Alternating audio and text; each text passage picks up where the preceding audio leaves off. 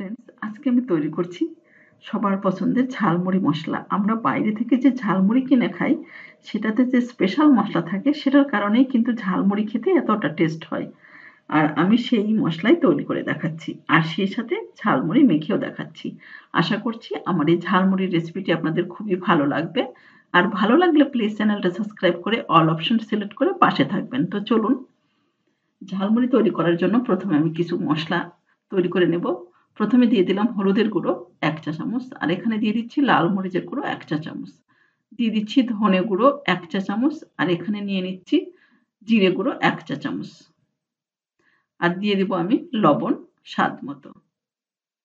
দিয়ে দেব এখানে কিছুটা জল। জলটা দিয়ে খুব ভালোভাবে মশলাগুলো মিশিয়ে নিতে হবে। তো মশলাগুলো মেশানো হয়ে গেছে, এটা আমি একটা সাইড করে রেখে দিচ্ছি। আর এখানে আমি প্যানে দিয়ে দিচ্ছি সয়াবিন তেল ১ কাপ। তেলটা একটু গরম হলে এখানে দিয়ে দিব আমি পেঁয়াজের পেস্ট প্রায় ২ টেবিল চামচের মতো। দিয়ে পেঁয়াজটাকে একটু ভালোভাবে ভেজে নিতে হবে প্রায় মিনিট ২ এর মতো। তো পেঁয়াজটা ভাজা হয়ে গেছে, এই পর্যায়ে এখানে অ্যাড করে দিচ্ছি আমি রসুন বাটা ১ চা চামচ। আর এখানে দিয়ে দিতে হবে আদা বাটা ১ চা চামচ।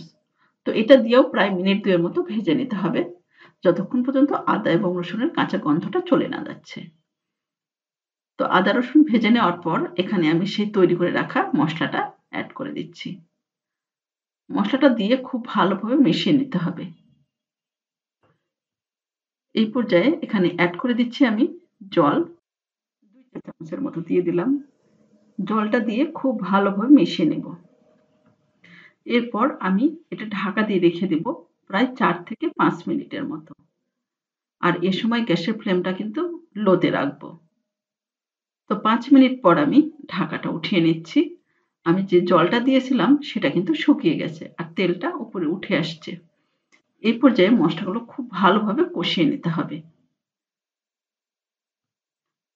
তো গ্যাসের ফ্লেমটা মিডিয়ামে রেখে অনবরত মশলাগুলো নাড়তে হবে, না হলে কিন্তু মশলাগুলো কড়াইয়ে লেগে যাবে।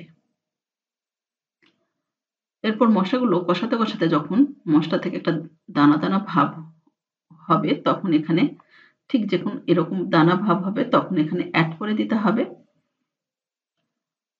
এখানে আমি দিয়ে দিলাম চাট মশলা ১ চা চামচ, আর এখানে দিয়ে দিচ্ছি ভাজা জিরের গুঁড়ো ১ চা চামচ। তবে চাট মশলা না থাকলে ভাজা জিরে গুঁড়ো দিয়েও কিন্তু এটা তৈরি করা যাবে। দিয়ে এটাও খুব ভালোভাবে মিশিয়ে নেব। এটা আমি প্রায় ২ থেকে ৩ মিনিটের মতো ঠিক এইভাবে নেড়ে নেব। এরপর গ্যাসটা বন্ধ করে দেব।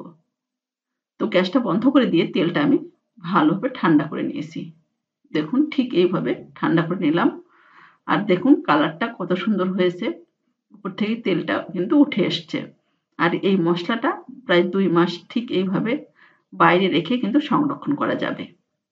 এরপর একটা ঢাকনা সহ কাঁচের জারে আমি এটা ভরে রেখে দিচ্ছি। আপনারা চাইলে কিন্তু যেকোনো একটা বক্সে ঢাকনা সহ বক্সে রেখে দিতে পারেন। তো মশলাটা আমার রেডি। এখন আমি ঝালমুড়িটা মেখে দেখাচ্ছি। তো এখানে নিয়েছি কাঁচামরিচ, আর এখানে নিয়েছি ডাবলি বুট। বুটটা কিন্তু আমি সেদ্ধ করে নিয়েছি। পেঁয়াজ, আর এখানে নিয়েছি চানাচুর, কিছুটা মুড়ি নিয়েছি। এবার ঝালমুড়ি মেখে নিচ্ছি। আর এখানে নিয়েছি আমি ঢাকনা সহ একটা বক্স। তো কিছুটা মুড়ি এখানে বক্সে দিয়ে দিচ্ছি। আর এখানে দিয়ে দিলাম কাঁচা মরিচ। মরিচ তবে ঝালটা আপনাদের পছন্দ মতো দেবেন। আর এখানে দিয়ে দিচ্ছি পেঁয়াজ কুচি। আমি ২ চা চামচের মতো দিয়ে দিলাম। আর এখানে দিয়ে দিচ্ছি চানাচুর। তবে চানাচুরটা একটু বেশি দিতে হবে, এতে করে ঝালমুড়ি খেতে টেস্ট হবে। এরপর এখানে আমি ডাবলির বুট দিয়ে দিচ্ছি। আর এখানে মশলা দিয়ে দেব। ঝালমুড়ি মশলা আমি প্রায় ২ চা চামচের মতো দিয়ে দিচ্ছি। আর এখানে আমি দিয়ে দেব সরিষার তেল। অনেক সময় দেখবেন ঝালমুড়ি মামারা ঝালমুড়ি মাখানোর সময় সরিষার তেল দেয়। তো আমি এখানে প্রায় ১ চা চামচের মতো দিয়ে দিলাম সরিষার তেল। আর এখানে দিয়ে দিচ্ছি লেবুর রস। দিয়ে খুব ভালোভাবে বক্সটা ঝাঁকিয়ে নিতে হবে। তো ঝাঁকিয়ে নেওয়ার পর আমি বক্সের মুখটা খুলে নিচ্ছি। দেখুন আমার ঝালমুড়ি কিন্তু একদম রেডি। তো অনেক সময় বাইরে যেয়ে ঝালমুড়ি খেতে ইচ্ছে না করলে এরকম মসলা করে যেকোনো সময় এইভাবে ঝালমুড়ি তৈরি করে খেতে পারেন। আশা করছি আমার এই ঝালমুড়ির সহজ রেসিপিটি আপনাদের খুবই ভালো লেগেছে। আর এইভাবে ঝালমুড়ি তৈরি করে আমাকে অবশ্যই জানাবেন কেমন হয়েছে। রেসিপিটি ভালো লাগলে লাইক, কমেন্ট এবং শেয়ার করবেন। তো আজ এ পর্যন্ত ভালো থাকবেন।